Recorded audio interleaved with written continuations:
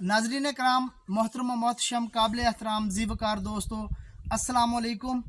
आज हम आपको चाइना लेमन के बारे में बताएंगे और चाइना लेमन दिखाएंगे आपको कि कितना फल उठाता है और किस तरह उठाता है। इसके लिए हमें किस चीज़ की ज़रूरत पड़ती है और हम इसको आज आपको ये पौधा ज़मीन में लगा हुआ है।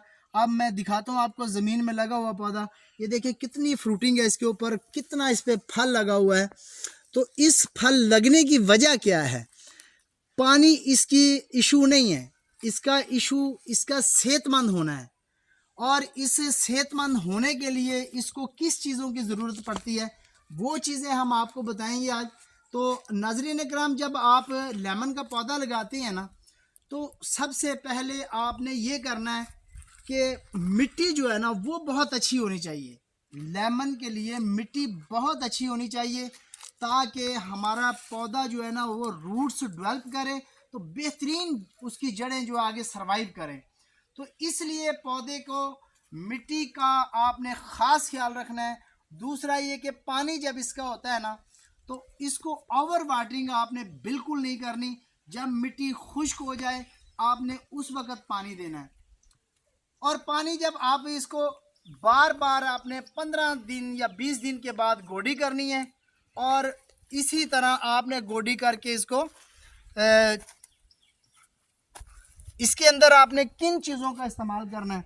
तो अभी मैं आपको दिखा रहा हूँ कि ये देखें हमारा लेमन से भरे हुए जो पौधे हैं। ये आप देख भी सकते हैं कि ये छोटा सा पौधा है, इतना बड़ा भी नहीं है। और लेमन देखें शाखों पे लदे हुए हैं। और ये आपने ये देखें बेतहाशा और हेल्दी, बेहतरीन, सेहतमंद, कोई इसको फंगीसाइड नहीं, किसी किस्म का कोई प्रॉब्लम नहीं। कोई एक भी आपको दाना इसके अंदर नज़र नहीं आएगा कि किसी को बीमारी लगी हो या कोई डैमेज हो या किसी किस्म का इसको नुकसान पहुंच रहा हो।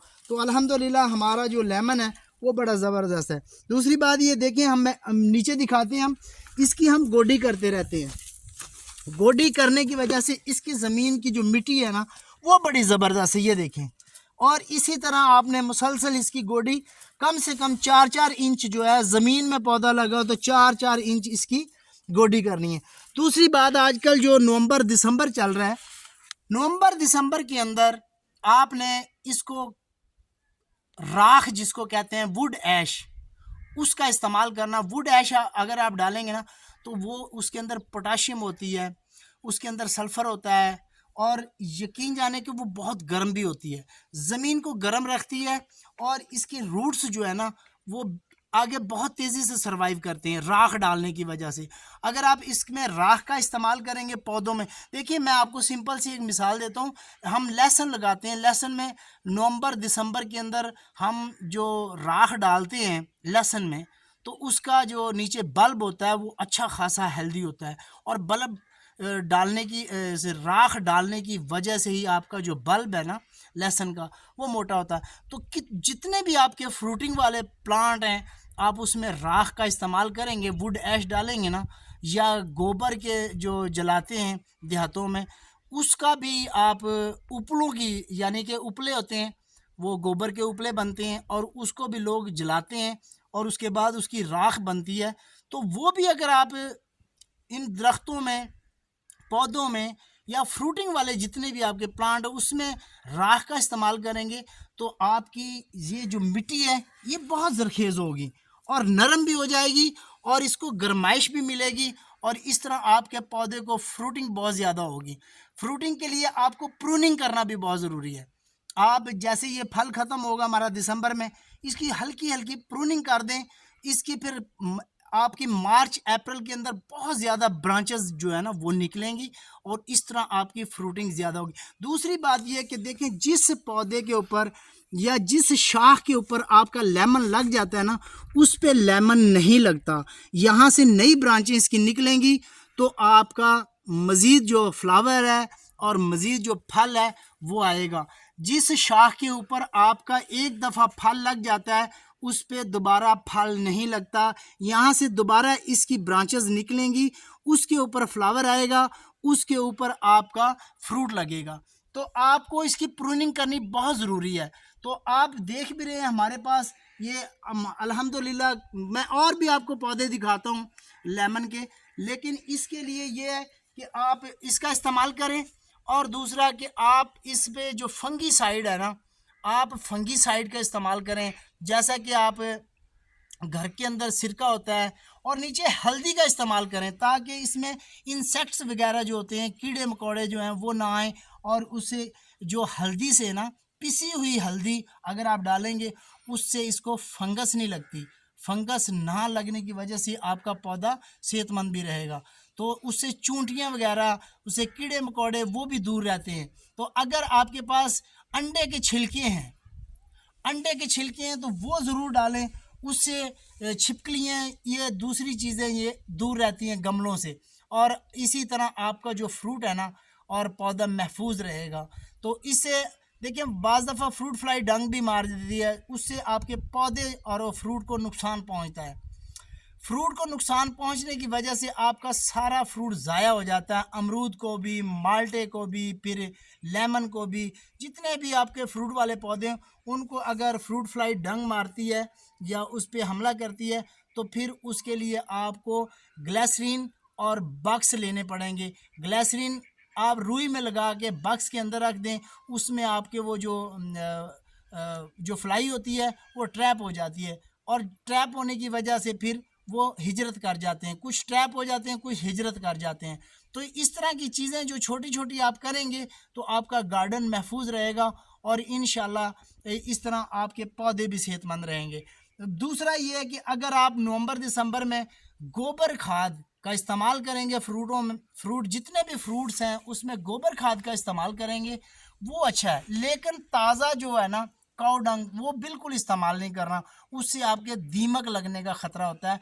दीमक की वजह से आपका पौधा जो है वो ज़ाया हो सकता है, क्योंकि वो रूट्स को जाके डिस्टर्ब करती है, रूट्स को उस पे जाके हमला करती है। तो काऊ डंग जो है ना वो 1 साल पुराना होना चाहिए, या उसको डिकम्पोस्ट कर लें आप। तो काऊ डंग को डिकम्पोज कर लेंगे तो बहुत अच्छा आपको रिजल्ट मिलेगा। और इसी तरह मैं आगे दूसरे पौधे हैं वो भी आपको लेमन के दिखाना चाह रहा हूँ, कि उनको भी दिखाता हूँ कि उस पर भी अल्हम्दुलिल्लाह ये देखें, इस पर अभी ग्रीन है, अभी पक्का नहीं है, ये सारा अभी ग्रीन है। तो पौधा जानदार है, ताकत में है, तो अभी इसमें ग्रीन जो है ना वो लगे हुए हैं। इंशाल्लाह ये भी बहुत जल्दी। और इसमें देखें छोटे छोटे अभी फ्रूट दोबारा से आना शुरू हो गया है। ये देख रहे हैं आप, छोटा छोटा इसमें फ्रूट जो है वो आना शुरू हो गया है।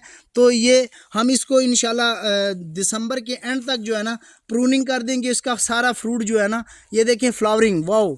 और ये अभी दिसंबर के अंदर फ्लावरिंग कर रहा है, तो ये भी बड़ी बात है, क्योंकि ये ताकत में है। पौधा जो है ना वो आपका अच्छा है, सेहतमंद है, और ज़मीन आपकी ज़रखेज़ है। देखिए इस हमने सारे पौधों की इसी तरह नलाई कर दी है, यानी कि गोडी की है इसकी। और इसके अंदर जो है हवा, रोशनी सूरज की जा रही है, तो ये हमारी ज़मीन जो है ना वो बहुत ताकत में आ जाएगी। इसी तरह हम इसमें वुड ऐश डालेंगे और थोड़ा सा हम इसमें काऊ डंग भी डालेंगे, ताकि हमारे पौधे मज़ीद हेल्दी हो जाएं। इससे और भी पौधे हैं, मैं वो आपको दिखाना चाह रहा हूँ। उधर चलते हैं। देखें जी, ये माशाल्लाह हमारे पास ज़बरदस्त फ्रूट है और ये बहुत हेल्दी है। मैं आपको इसका जूस भी दिखाता हूँ कि ये कितना हमारा इसमें जूस है और कितना ये देखें,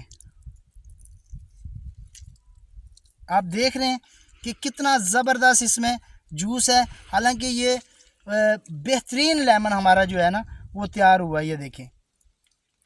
तो इस तरह आप अगर अपने लेमन की खिदमत करेंगे या फ्रूट की खिदमत करेंगे तो आपको बहुत ज़बरदस्त फ्रूट मिलेगा। तो इंशाल्लाह अभी हम आपको दिखाते हैं मज़ीद, हमारे पास आगे भी लेमन के प्लांट लगे हुए हैं, वो भी मैं आपको दिखाता हूँ। तो इसी तरह हमने सारे पौधों की गोडी कर दी है, और इसके साथ हमने ये देखें सारों की गोडी की है, उसकी भी गोडी की है, उसकी सभी पौधों की हमने गोडी कर दी है। अभी हम आपको अगला जो एक और वो है वो दिखाते हैं लेमन का। ये देखें, ये भी छोटा सा पौधा है, इसको हमने अभी गोडी नहीं की, लेकिन हमारे लगे हुए हैं बंदे, वो गोडी इंशाल्लाह करेंगे। अभी इसको छोटे छोटे फ्रूट दोबारा से ये लगना शुरू हो गए। ये देखिए, सिर्फ इसको हेल्दी है, पौधा सेहतमंद है और बहुत ज़बरदस्त इसका रिज़ल्ट हमें मिल रहा है। तो इंशाल्लाह किसी नई वीडियो में फिर मिलते हैं आपको।